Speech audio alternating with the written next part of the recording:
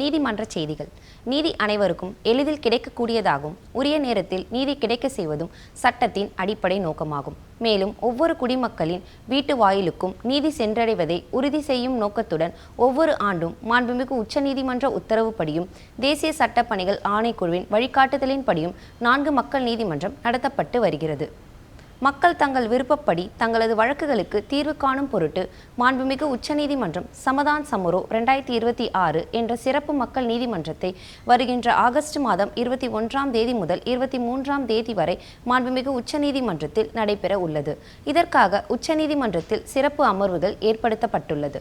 இதன் மூலம் மாண்புமிகு உச்சநீதிமன்றத்தில் நிலுவையில் உள்ள வழக்குகளை சமரச முறையில் தீர்வு காண்பதற்காக மேற்கண்ட சிறப்பு மக்கள் நீதிமன்றம் ஸ்பெஷல் லோக் அதாலத் நடைபெற உள்ளது. இந்த சிறப்பு மக்கள் நீதிமன்றத்தின் மூலம் வழக்காடிகள் தங்களது வழக்குகளை நீதிபதிகள், வழக்கறிஞர்கள் மற்றும் யாருடைய தலையீடும் இன்றி இரு தரப்பினர்களும் தாங்கள் விரும்பும் தீர்வினை பெற்றுக்கொள்ள முடியும். தங்களது பிரச்சினைகளை காணொலி காட்சியின் வாயிலாக தீர்வு காண வழிவகையும் செய்யப்பட்டுள்ளது. ஆகையால் பொதுமக்களும் வழக்காடிகளும் இந்த அரிய வாய்ப்பினை பயன்படுத்தி தங்களது வழக்குகளுக்கு விரைவானதும் நிரந்தரமானதுமான தீர்வினை பெற்றுக்கொள்ளுமாறு இதன் மூலம் கேட்டுக்கொள்ளப்படுகிறது. மேலும் இந்த சிறப்பு அமர்வில் தங்களது வழக்கினை எடுத்துக்கொள்ள வழக்கு விவரங்களுடன் அந்தந்த மாவட்டத்தில் உள்ள மாவட்ட சட்டப்பணிகள் ஆணைக்குழுவையோ அல்லது உயர்நீதிமன்ற வளாகத்தில் இயங்கும் உயர்நீதிமன்ற சட்டப்பணிகள் ஆணைக்குழுவையோ அணுகலாம். வழக்காடிகளுக்கு மேலும் இது பற்றிய சந்தேகம் ஏதேனும் இருப்பின் விவரங்களுக்கு சென்னை உயர்நீதிமன்ற சட்டப்பணிகள் ஆணைக்குழுவின் கட்டணமில்லா தொலைபேசி எண் 151000 மற்றும் 0442955026 என்ற எண்ணில் தொடர்பு கொள்ளவும். நாமக்கல் மாவட்ட சட்டப்பணிகள் ஆணைக்குழுவின் சார்பில் நவோதயா அகாடமி சீனியர் செகண்டரி பள்ளியில் போக்சோ சட்டம் மற்றும் போதைப்பொருள் தடுப்பு குறித்த விழிப்புணர்வு நிகழ்ச்சி நடைபெற்றது. இந்நிகழ்ச்சியில் மாவட்ட சட்டப்பணிகள் ஆணைக்குழுவின் செயலாளரும் சார்பு நீதிபதியுமான திருமதி ஜி.கே. வேலுமயில் கலந்து கொண்டு குத்துவிளக்கேற்றி நிகழ்ச்சியை தொடங்கி வைத்து பேசியதாவது: மாணவர்கள் சமூக வலைத்தளங்களை பொறுப்புடனும் எச்சரிக்கையுடனும் பயன்படுத்த வேண்டும் என்றும், போக்சோ சட்டத்தின் முக்கிய அம்சங்கள், குழந்தைகள் பாதுகாப்பு, புகையிலை மற்றும் போதைப்பொருள் பயன்பாட்டால் ஏற்படும் பாதிப்புகள், அவற்றை தடுக்கும் வழிமுறைகள் மற்றும் சட்ட ரீதியாக தண்டனைகள் குறித்து விரிவாக விளக்கினார்.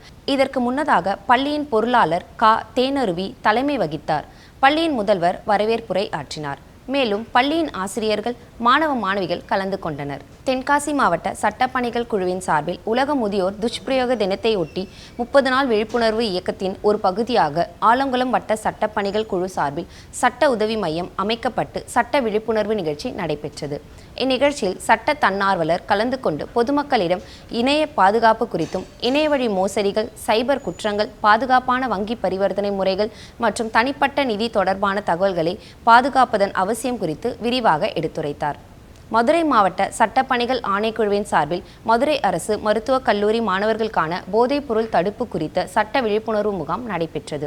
இந்நிகழ்ச்சியில் மாவட்ட நீதிபதி NDPS நீதிமன்றம் திருமதி கே. அல்லி அவர்கள், மாவட்ட சட்டப்பணிகள் ஆணைக்குழுவின் செயலாளரும் சார்பு நீதிபதியுமான திரு எஸ். பிரசாத் அவர்கள், மாவட்ட துணை காவல் கண்காணிப்பாளர் போதைப்பொருள் தடுப்பு பிரிவு மதுரை ஆகியோர் கலந்து கொண்டு மருத்துவக் கல்லூரி மாணவர்களிடம் போதைப்பொருள் பயன்பாட்டின் தீமைகள், போதைப்பொருள் தொடர்பான சட்டங்கள் குறித்தும், போதைப்பொருள் இல்லாத இந்தியாவை உருவாக்குவதன் அவசியம் குறித்து விழிப்புணர்வு ஏற்படுத்தினர். ராணிப்பேட்டை மாவட்ட சட்டப்பணிகள் ஆணைக்குழுவின் சார்பில் சோளிங்கரை அடுத்த மேல் வெங்கடாபுரத்தில் உள்ள அரசு கலை மற்றும் அறிவியல் கல்லூரியில் 3ஆம் பாலினத்தவர்கள் குறித்த சட்ட விழிப்புணர்வு முகாம் நடைபெற்றது. இந்நிகழ்ச்சியில் மாவட்ட சட்டப்பணிகள் ஆணைக்குழுவின் செயலாளரும் சார்பு நீதிபதியுமான திரு முன்னுசாமி அவர்கள் முகாமை துவக்கி வைத்து பேசியதாவது: 3ஆம் பாலினத்தவர்களுக்கு கடந்த 20 ஆண்டுகளுக்கு முன்பு இருந்த நிலை தற்போது கிடையாது. படிப்படியாக தங்களை முன்னேற்றி சாதித்து வருகின்றனர். அவர்களது தனித்துவம் சமூகத்தில் அங்கீகரிக்கப்படுவதால் பெற்றோரும் வரவேற்கின்றனர். அவர்களது வாழ்வாதாரம் மீண்டு வருகிறது. அரசும் அங்கீகரித்து உதவிகளை வழங்கி வருகிறது. திருநங்கைகள் 5 பேர் இருந்தால் ஒரு சுய உதவிக்குழுவை அமைக்க அரசு வழி செய்துள்ளது. இந்த சலுகைகளை பயன்படுத்தி வாழ்வில் முன்னேற வேண்டும் என எடுத்து கூறினார். மேலும் 3ஆம் பாலினத்தவர்களுக்கான அடிப்படை உரிமைகள், சமத்துவ, அரசால் வழங்கப்பட்ட சலுகைகள், சட்ட பாதுகாப்பு குறித்தும் விளக்கினார். இதற்கு முன்னதாக தமிழ்துறை பேராசிரியர் திரு சேகர் வரவேற்று பேசினார். பின்னர் பேராசிரியர் திருமதி காயத்ரி அவர்கள் நன்றி கூறினார். இதில் வழக்கறிஞர் திரு சீனிவாசன் அவர்கள், பேராசிரியர்கள், மாணவ மாணவிகள் கலந்து கொண்டனர். வேலூர் மாவட்ட சட்டப்பணிகள் ஆணைக்குழுவின் சார்பில் சர்வதேச நீதி தினம் மற்றும் போதைப்பொருள் இல்லாத இந்தியா குறித்த சட்ட விழிப்புணர்வு முகாம் தோட்டப்பாளையம் அரசு பெண்கள் மேல்நிலைப் பள்ளியில் கடந்த 2/7/2026 அன்று நடைபெற்றது. இம்முகாமில் பள்ளியின் தலைமையாசிரியர் திருமதி சத்யபாமா அவர்கள் வரவேற்புரை ஆற்றினார். சிறப்பு விருந்தினராக மாவட்ட சட்டப்பணிகள் ஆணைக்குழுவின் தலைவரும் மாவட்ட முதன்மை நீதிபதியுமான திருமதி உமா மகேஸ்வரி அவர்கள் பேசியதாவது, பள்ளி மாணவர்களுக்கு கனிம வளம் குறித்தும் போதைப்பொருள் குறித்தும் செல்போன் பயன்பாடு குறித்தும் விளக்கமாக எடுத்துரைத்தார். தொடர்ந்து மாணவிகளின் கேள்விகளுக்கு விளக்கம் அளித்தார். இதில் வழக்கறிஞர் வனிதா அவர்கள் சட்டப்பணிகள் ஆணைக்குழுவின் செயல்பாடுகள் குறித்து உரையாற்றினார். மேலும் நிரந்தர மக்கள் நீதிமன்றத்தின் மூலமாக மக்களுக்கு என்னென்ன சேவைகள் வழங்கப்படுகிறது என்பது குறித்தும் விரிவாக எடுத்துரைக்கப்பட்டது. குழந்தை திருமணத்திற்கு எதிரான உறுதிமொழி மற்றும் போதைப்பொருள் தடுப்பு உறுதிமொழி எடுக்கப்பட்டது.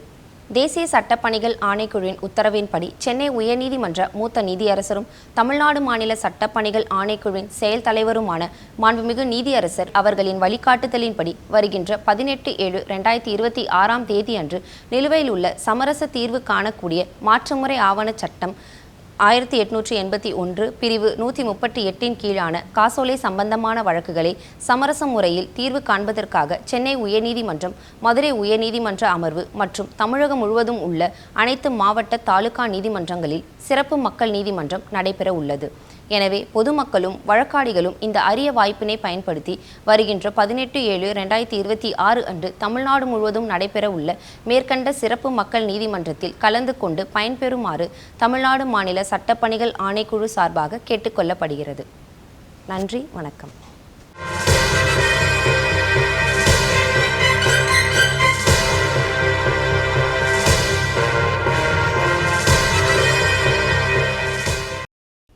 வணக்கம். இன்றைய சட்டத்தகவல் நிகழ்ச்சியில் இந்து வாரிசுரிமை சட்டம் பற்றி பார்க்க உள்ளோம். இந்த சட்டம் 10/6/1956 அமலுக்கு வந்தது. இந்த சட்டம் இந்துக்கள், புத்த மதத்தினர், ஜைனர்கள், சீக்கியர்கள் ஆகியோருக்கும் மற்றும் பார்சி சமூகத்தை சேராதவர்களுக்கும் பொருந்தும். இந்த சட்டத்தின்படி வாரிசு என்பவர் எவ்வித ஆவணமும் எழுதி வைக்காமல் இறந்தவரின் சொத்தின் மீதான உரிமை கோரக்கூடிய ஆண் மற்றும் பெண் வாரிசுகள் ஆவார்கள். சொத்துக்களின் வகைகள்.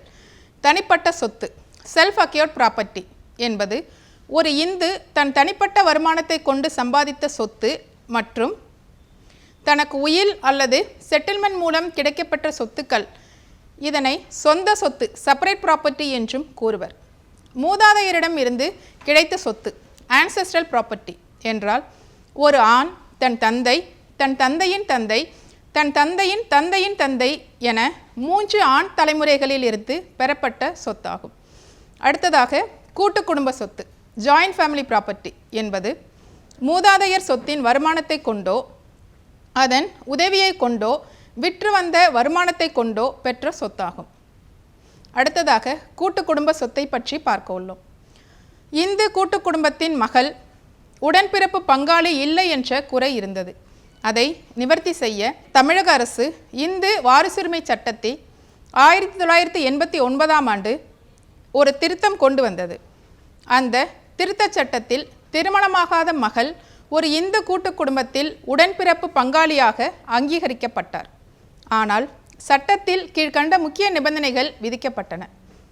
அவை இச்சட்டம் அமல்படுத்தப்பட்ட தேதியான 25/3/1989 அன்று அந்த பெண் திருமணமாகாமல் இருக்க வேண்டும். மேலும் 25/3/1989 முன்பு அந்த கூட்டு குடும்பத்தில் பாகப்பிரிவினை ஏற்பட்டு இருக்கக்கூடாது. அடுத்து 25/3/1989 பின்பு திருமணமான பெண்ணுக்கு சொத்தில் உரிமை உள்ளது. அடுத்ததாக இந்து சொத்துரிமை சட்டத்தில் பெண்களுக்கு உள்ள பொதுவான உரிமைகள் பற்றி பார்ப்போம். தந்தையின் தனிப்பட்ட சொத்திலும் செல்ஃப் ப்ராப்பர்ட்டி, சுய சம்பாதிய சொத்திலும் செல்ஃப் அக்யூர்ட் ப்ராப்பர்ட்டி அவரது மகன், மகள் தந்தை உயிருடன் இருக்கும்போது பாகம் கேட்க முடியாது. தந்தை ஆவணம் எதுவும் எழுதாமல் இறந்துவிட்டால் அவரது சொத்தில் மனைவி, தாய், மகன், மகளுக்கு சம பங்கு உண்டு. இந்து வாரிசுரிமை மத்திய திருத்தச் சட்டம் 2005. இச்சட்டத்தில் மகள் என்ற வார்த்தை பயன்படுத்தப்பட்டுள்ளது. மகள் திருமணமாகாதவளாக இருக்க வேண்டும் என்ற அவசியம் இல்லை. இச்சட்டத்தின் மூலம் மகன் மற்றும் மகள் இருவரும் சொத்துரிமை பெறுவதில் எவ்வித பேதமும் இல்லை. இச்சட்டத்தில் கீழ்க்கண்ட நிபந்தனைகள் விதிக்கப்பட்டுள்ளன. 20/12/2004 முன்பு கூட்டு குடும்பத்தில் பாகப்பிரிவினை ஏற்பட்டிருக்கக்கூடாது. மேலும் 20/12/2004 முன்பு ஏற்பட்ட விற்பனை விநியோகங்கள் செல்லும். ஒரு இந்து ஆண் தன் சொத்துக்கள் சம்பந்தமாக எவ்வித ஏற்பாடும் செய்யாமல் இறந்து போயிருந்தால் அந்த சொத்துக்கு முதலில் முதல் வகுப்பு வாரிசுகளும், முதல் வகுப்பு வாரிசுகள் இல்லாத சமயத்தில் இரண்டாம் வகுப்பு வாரிசுகளும் உரிமை உடையவர் ஆவார். முதல் மற்றும் இரண்டாம் வகுப்பு வாரிசுகள் இல்லாத சமயத்தில் அந்த சொத்து இறந்தவரின் தந்தை வழி உறவினர்களுக்கு போய் சேரும். தந்தை வழி உறவினர் இல்லாத பட்சத்தில் இறந்தவருடைய தாயார் வழி உறவினர் வாரிசு ஆவார்கள்.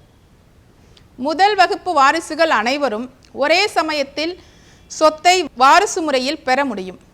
ஆனால் இரண்டாம் வகுப்பு வாரிசுகளில் முதலில் குறிப்பிட்டுள்ள நபர் பின்னால் குறிப்பிட்டுள்ள நபர்களை விலக்கி விடுவார்கள். முதல் வகுப்பு வாரிசுகள் என்பவர் இறந்தவரின் மகன், மகள், விதவை மனைவி, தாயார், இறந்த மகனின் மகன், இறந்த மகனின் மகள், இறந்த மகளின் மகன், இறந்த மகளின் விதவை, இறந்த மகன் வழி பேரன் பேத்தி மற்றும் இறந்த மகள் வழி பேரன் பேத்தி ஆகியோர் ஆவர். தகப்பனார் தன் மகனுக்கு முதல் வகுப்பு வாரிசு அல்ல. ஆனால் தாயார் தன் மகனுக்கு சொத்துக்கு முதல் வகுப்பு வாரிசு ஆவார். இச்சட்டத்தின்படி இரண்டாம் வகுப்பு வாரிசுகள் யாரெனில் தகப்பனார் மகனின் மகளுடைய மகன், மகனின் மகளுடைய மகள், சகோதரர் மற்றும் சகோதரி ஆவார். தாயாரின் வயிற்றில் இருக்கக்கூடிய குழந்தையும் வாரிசாக இச்சட்டப்படி கருதப்படும். பிரிந்து போன மகன் தந்தையின் சொத்துக்களில் பாகம் கோர முடியாது. ஆனால் ஒரு குடும்பத்தில் பொதுவாக பாகப்பிரிவினை ஏற்பட்டிருந்தால் இந்த விதி பொருந்தாது.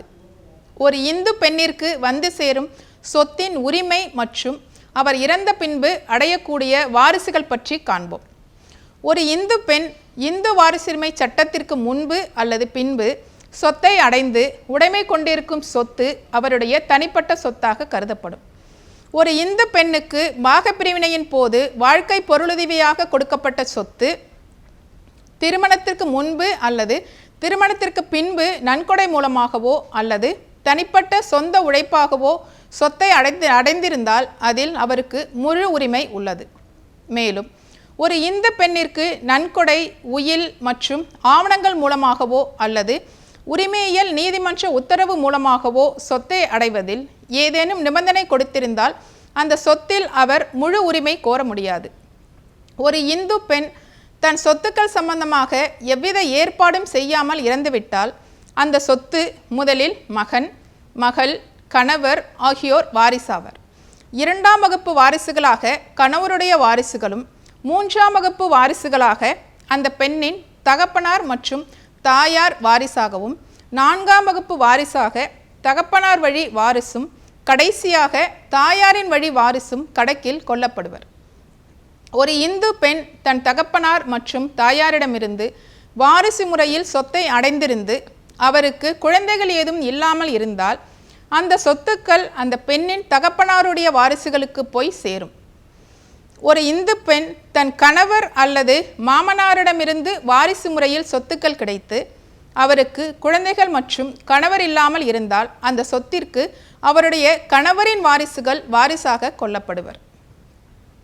வாரிசுகளுக்கிடையே பாகப்பிரிவினை.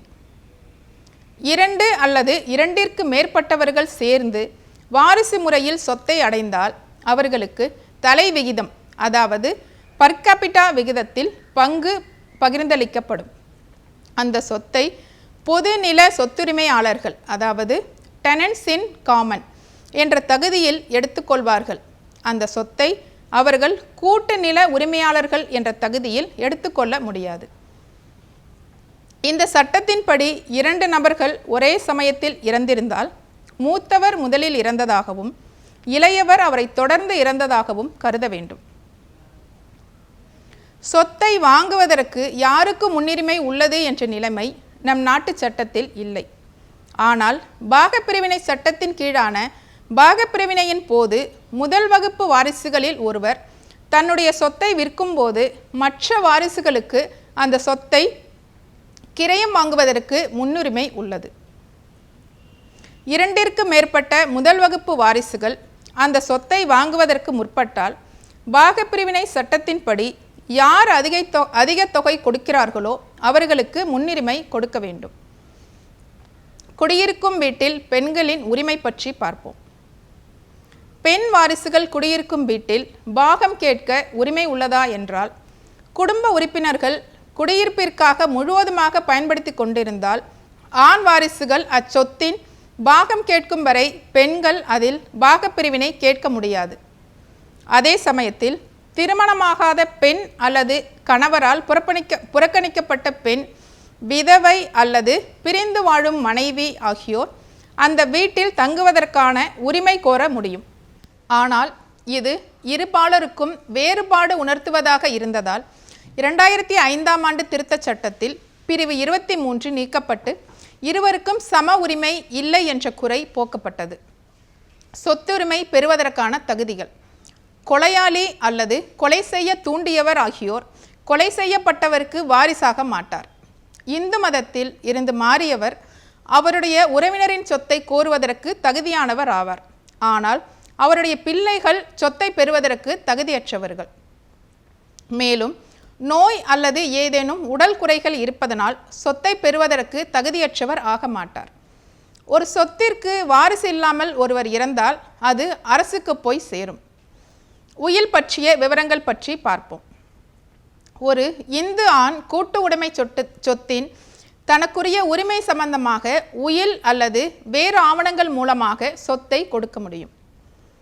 உயில் என்பது ஒரு நபர் தான் உயிருடன் இருக்கும்போது தன்னுடைய அசையும் மற்றும் அசையா சொத்துக்களை பொறுத்து ஒரு ஏற்பாடு செய்ய வேண்டி தமது ஆயுளுக்கு பின்னர் தம்முடைய அசையும் மற்றும் அசையா சொத்துக்களை யார் அடைய வேண்டும் என்று எழுதி வைக்கும் சாசனமாகும். இந்திய வாரிசுரிமை சட்டம் 1925 பிரிவு 2 உயில் பற்றி விளக்கப்பட்டுள்ளது. ஒரு உயிலானது அதை எழுதும் நபர் அந்த உயில் எழுதப்படும் காலத்தில் நல்ல மனநிலைமையோடு, அதாவது சித்த சுவாதீனத்துடன் எந்த ஒரு செயலையும் புரிந்து செய்யும் நிலையிலும் பிற தூண்டுதல் எதுவுமின்றி தனது சொத்தை பொறுத்து எழுதும் ஆற்றல் கொண்டவராக இருக்க வேண்டும். ஒரு நபர் உயிரோடு இருக்கும் காலம் வரை எத்தனை உயில் வேண்டுமானாலும் எழுதலாம். ஏற்கனவே எழுதிய உயிலை ரத்து செய்துவிட்டு புதிய உயில் எழுதுவதற்கு அவருக்கு பூரண உரிமை உண்டு. எனினும் சித்த சுவாதீனத்துடன் கடைசியாக எழுதிய உயில் மட்டும்தான் செல்லுபடியாகும். உயில் எழுதும் நபர் அதை தாமாகவே எழுதலாம். அது 2 சாட்சிகள் முன்னிலையில் எழுதப்பட வேண்டும்.